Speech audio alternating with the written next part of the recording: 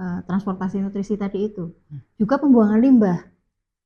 Pembuangan limbah lewat mana? Lewat ginjal. Kalau makhluk hidup ini kekurangan air, maka proses pembuangan limbah nanti biasanya akan terganggu. Ginjalnya yang akan terganggu. Nah, untuk mitos-mitos yang terjadi di masyarakat itu juga banyak beredar terkait air minum sendiri. Ternak kalau dikasih air minum nanti kembung. Ternak nanti kalau dikasih air minum timbul penyakit A, B, C dan lainnya. Itu apakah ada kaitannya?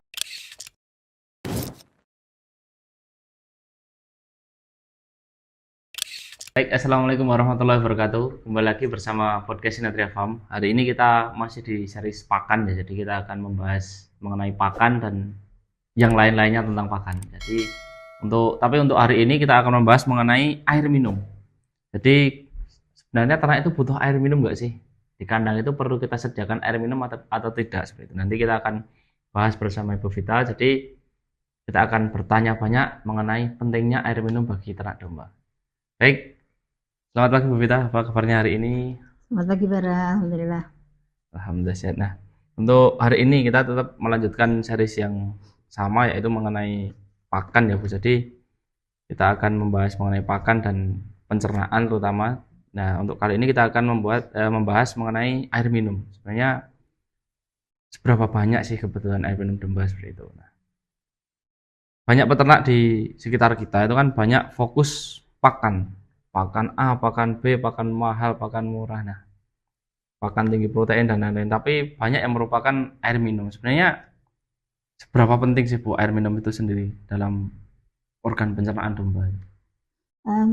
Air minum itu seperti apa ya? Kalau kebutuhan kita itu ya. Kalau manusia bernafas butuh udara gitu. Nah, sebenarnya pencernaan kita pun butuh air ya. Karena air ini fungsinya macam-macam. Yang pertama untuk menjaga keseimbangan suhu. Jadi suhu tubuh kita ini kan dalam kondisi normal saja kan mengalami penguapan. Apalagi kalau dia dalam cuaca panas misalnya. Sehingga kita membutuhkan penyeimbang suhu atau supaya dia tidak terlalu panas, maka kita butuh air minum untuk menyeimbangkan suhu kembali normal gitu. Itu yang pertama. Kemudian yang kedua, dibutuhkan juga untuk pencernaan.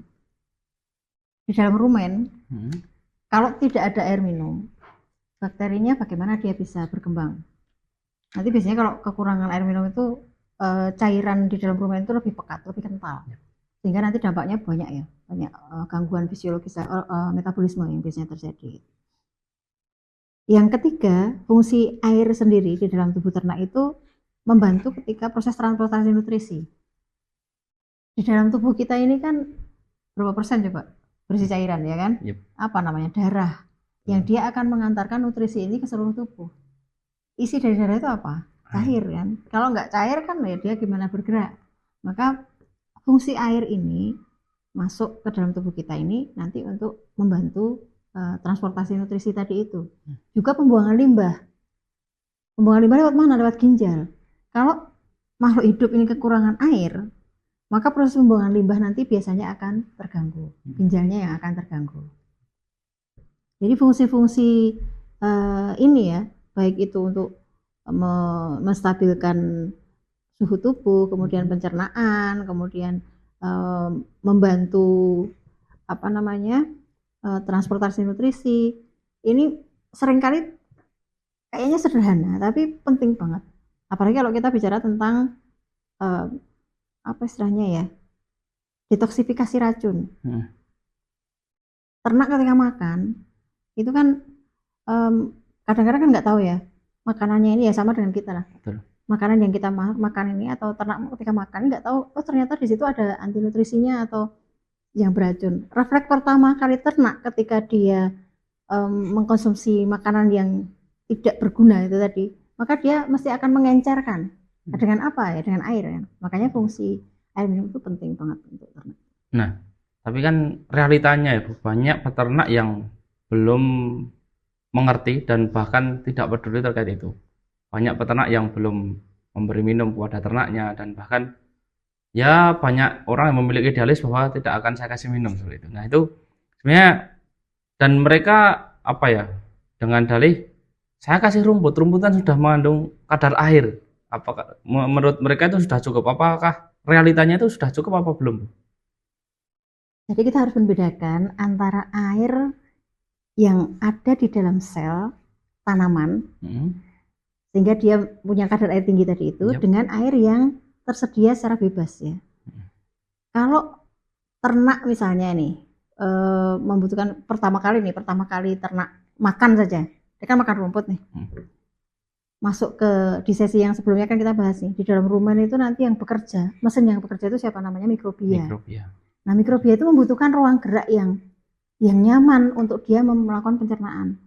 Ruang gerak yang nyaman itu seperti apa? Ruang gerak yang dia berair. Dia membutuhkan air untuk media hidupnya dia. Sehingga kalau ketika pertama kali dia makan, kan nggak langsung ada air di situ. Betul. Airnya masih ada di dalam sel tanaman. Maka dia perlu membutuhkan proses dulu untuk air itu bisa keluar.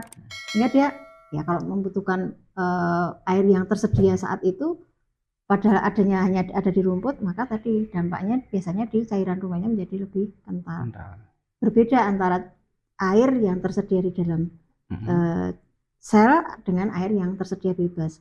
Belum lagi nanti kalau misalnya panas, suhu di lingkungannya panas, masa dia harus membongkar dulu yang ada di dalam rumput? Nah, dia membutuhkan air yang langsung tersedia seperti itu. Jadi tetap mutlak butuh air ya? Mutlak butuh air. Nah, untuk kebutuhan sendiri itu 1 ekor ternak berapa liter? Tergantung fisiologis ya. Jadi kayak cempe misalnya atau anak domba ya. Anak domba itu kisarannya sekitar 2-4 liter per ekor per hari. Nanti kalau dia sudah menginjak usia yang dewasa, dia naik lagi nanti. Kira-kira ya sekitar 3 atau 4 sampai 6 liter per hari. Ketika dia sedang bunting, dia membutuhkan air 5 sampai 8 liter per hari. Ketika dia sedang menyusui, dia membutuhkan 10 sampai 15 liter per hari. Jadi memang ya kebutuhannya banyak juga ya, karena memang untuk mendukung produktivitas dan memang kesehatan ternak itu sendiri. Dan juga produksi tadi, karena produksi susu kan dia butuhkan air yang banyak. Nah, berbicara mengenai air, nah kualitas air itu minimal seperti apa yang untuk kebutuhan ternak tentunya kan berbeda antara air untuk kebutuhan minum manusia, air untuk cuci, dan air untuk ternak itu kan berbeda. Nah, untuk ternak sendiri itu minimal kualitasnya seperti apa? Kualitas air ya. Karena dia minum, yang pertama kali menerima air itu adalah rumen, maka air yang baik itu tidak mengganggu stabilitas di dalam rumen. Nah, di dalam rumen itu misalnya derajat keasaman saja ya. Derajat keasaman jangan sampai dia terlalu asam atau terlalu basah. Nanti akan mengganggu metabolisme dari bakteri yang ada di dalam rumen, sehingga pH-nya diusahakan netral. Itu contohnya seperti itu. Terus kemudian salinitas atau angka keasinan ya, kegaramannya itu juga jangan terlalu tinggi. Yang terlalu tinggi biasanya kan terlalu pekat, ternak juga biasanya nggak mau. Kemudian kalau secara mikrobiologi ya, itu biasanya jangan sampai mengandung bakteri E. coli, karena nanti biasanya menimbulkan diare. Terus kejernihan, dia juga harus jernih. Dia juga jangan terlalu tinggi nitrat. Jadi misalnya kalau kita membuat peternakan di tengah sawah, pastikan air kita itu tidak tercemar oleh nitrat. Karena kan kalau di tengah sawah kan biasanya kan pupuk urea kan, ya entah kan itu mungkin dulu bekas sawah, maka kalau airnya bisa jadi masih ada kandungan nitratnya tinggi, itu nanti biasanya dampaknya kalau dicempe ya susah besar misalnya kayak gitu. Dan bahkan kasus abortus atau kematian mendadak bahkan itu sering terjadi karena kandungan nitrat gitu. Jadi memang ya kualitas air juga ya mungkin bisa dikatakan layak minum untuk manusia, tapi dengan catatan kalau untuk manusia lebih difilter lagi dan diberi perawatan khusus lagi itu. Nah, untuk mitos-mitos yang terjadi di masyarakat itu juga banyak beredar terkait air minum sendiri. Ternak kalau dikasih air minum nanti kembung. Ternak nanti kalau dikasih air minum timbul penyakit A, B, C dan lainnya. Itu apakah ada kaitannya dengan air itu dengan kembung? Apakah ada kaitannya kedua itu? Mungkin pelompokan gitu. Kebanyakan air gitu ya, kebanyakan air. Sebenarnya ternak itu sama dengan manusia ya. Kita punya apa ya istilahnya ya? Ada sistem khusus dalam tubuh kita ini yang dia mengatur, oh ini sudah cukup, maka dia berhenti. Jadi tidak ada alarmnya. Alarm, oh cukup, berhenti. Oh kurang, dia minum. ternak yang dia diletakkan di daerah panas, dia pasti membutuhkan air minum lebih banyak dibandingkan yang dia di daerah dingin. Ya tadi alarmnya seperti itu. Tapi dia nanti akan berhenti. Ketika sudah penuh ya dia akan berhenti sendiri minumnya. Tapi kalau dia masih kekurangan ya dia akan minum lagi. Jadi kalau kembung faktornya karena minum sih enggak. Ya. Terus juga kan ada banyak peternak yang bilang, saya udah memelihara ternak bertahun-tahun nggak pernah saya kasih minum, nyatanya sehat-sehat aja ternaknya, gemuk-gemuk. Nah itu gimana gitu untuk cara menjawab agar pemberian air minum ini menjadi masuk akal bagi peternak-peternak yang seperti itu gitu. Peternak yang mereka tidak mau memberi minum terhadap ternaknya itu biasanya kan karena merasa bahwa di dalam hijauan itu sudah kadar airnya tinggi. Loh, kadar airnya hijauan itu kan 80%, berarti kan di situ ada airnya sudah gitu ya. Tadi kembalinya sediaan air yang ada di dalam sel berbeda dengan sediaan air yang sudah tersedia. Jadi lebih mudah ke ternaknya untuk mengambil. Dan itu kan fungsinya fungsi-fungsi yang langsung saja, itu secara logis kan sebenarnya seperti itu ya. Secara logis ternak yang suhu tinggi dia membutuhkan air minum untuk menstabilkan suhunya. Ternak yang mendapatkan asupan makanan yang dia mengandung anti nutrisi mungkin dia butuh detoksifikasi. Nah di peternak-peternak itu seringkali karena itu tadi ya, belum kebentur dengan sesuatu yang wah nggak apa-apa kok. Seperti kasus yang di sekitar Sinatnya dulu pernah ya, ada sapi itu dia juga nggak dikasih minum. Ketika dia makan rumput yang ternyata dia mengandung cyanida, ya sudah kan dia karena nggak ada minum, tidak ada yang menetralkan. Sementara sapi yang di sebelahnya, yang air minumnya itu ada, dia hanya lemas saja. Tapi yang dia tidak ada air minum, ya sudah mati, terkapar gitu. Dari 5 ekor itu kan cuma ada 3 yang bisa diselamatkan gitu. Karena yang 3 ini ada air minum, sementara yang lainnya nggak ada. Nah, begitu kebentur seperti itu baru merasa, oh ya ternyata air minum itu penting ya. Minimal untuk detoksifikasi. Jadi kalau belum terbentur. Atau kadang-kadang ada penyakit-penyakit yang peternak nggak tahu kenapa ya tiba-tiba mati. Oh jangan-jangan diracun sama tetangga. Padahal bukan diracun. Faktornya karena isi rumen tadi terlalu kental. Cairan rumennya terlalu kental. Sehingga akhirnya dia ada gangguan metabolisme. Ya, hal seperti ini kadang-kadang yang tidak disadari oleh peternak ya kan. Dia merasa bahwa nggak apa-apa kok, nyatanya baik-baik saja. Dengan tidak dikasih minum baik-baik saja. Kalau dikasih air minum dia lebih gemuk lagi seperti itu.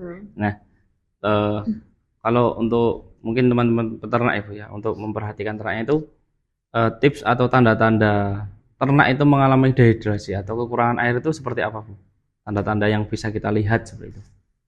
Biasanya bulunya ya. Pertama bulu itu kusem. Jadi bulunya kusem, matanya biasanya cekung. Dari ini ya, dari bibirnya itu biasanya keluar busa. Dia justru hipersalivasi. Kenapa kok dia hipersalivasi? Nah, karena dia membutuhkan perutnya ini, rumennya itu membutuhkan air. Satu-satunya yang bisa mengeluarkan air kan air liur ya kan. Karena dia menelan air liurnya. Tapi nanti lama-lama kan air liur ini kan habis juga karena nggak ada asupan air minum kan. Makanya ketika hipersalivasi seperti itu orang taunya keracunan. Padahal ternyata bukan keracunan, tapi karena dia kekurangan air minum. Itu tanda-tandanya, biasanya seperti itu. Ya mungkin karena kan air ini sebenarnya sangat penting menurut saya. Memang saya sangat setuju dengan beternak dengan memberikan air minum. Cuman banyak sekali peternak yang tidak sadar dan bahkan tidak peduli terkait air minum itu sendiri, terlalu fokus dengan pakan. Nah, apalagi peternak-peternak yang menurut saya itu dapat edukasi tapi setengah-setengah. Dia menggunakan konsentrat tapi tidak memberi air minum. Nah itu dampaknya seperti apa Bu? Apalagi ya konsentrat yang kering tanpa air minum gitu. Air minum kan pertama kali ada membantu menelan. Terus tadi di dalam rumen itu untuk memberikan ruang gerak yang bebas ya buat mikrobia untuk melakukan tugasnya mencerna serat tadi itu. Jadi kalau misalnya memberikan pakan tanpa diberikan minum, pakan kering terutama ya biasanya nanti istilahnya impaksi gitu ya. Jadi di dalam rumen itu mengental itu pakannya, terus kemudian tiba-tiba dia ambruk dan mati gitu. Padahal nggak tahu, dikiranya itu mungkin karena faktanya kembung, tapi kok perutnya nggak kembung kok. Nah, faktanya bukan karena kembung. Kalau dibedah oh ternyata pakannya menggumpal, pakan konsentratnya itu. Jadi memang ya harus kita sediakan, dan memang itu mutlak dibutuhkan oleh ternak. Bahkan ya kalau menurut saya pribadi, semua makhluk hidup di dunia ini membutuhkan air, karena memang air sumber kehidupan. Jadi mungkin pesan dari kami kepada teman-teman peternak semua itu, tetap berikan ternak itu air minum apapun bentuknya. Jadi tetap kita harus berikan, karena memang itu kebutuhan pokok ya. Betul. Di samping pakan juga ada air minum seperti itu. Betul. Mungkin demikian podcast yang dapat kita sampaikan, dan kita tidak henti-henti mengingatkan terkait tetap cari edukasi yang valid, tetap cari edukasi yang benar-benar bisa dipertanggungjawabkan. Dan mungkin jika ingin mencari edukasi yang lain, bisa follow akun Sinatria Academy dan tetap pantengin podcast dari Sinatria Farm. Dan tentunya kita juga ada banyak konten-konten yang lain terkait peternakan, dan teman-teman bisa request konten yang lain seperti itu. Dan yang terakhir, kita juga ada tanggal 20 April, kita akan ada promo. Bukan tanggal 20 Aprilnya, tapi akan berakhir tanggal 20 April. Promo spesial terkait korban 30 juta dapat 20 ekor. Nantikan promonya, kepoin terus akun Instagram dari Sinatria Farm. Sekian dari kami. Assalamualaikum warahmatullahi wabarakatuh. Waalaikumsalam warahmatullahi wabarakatuh.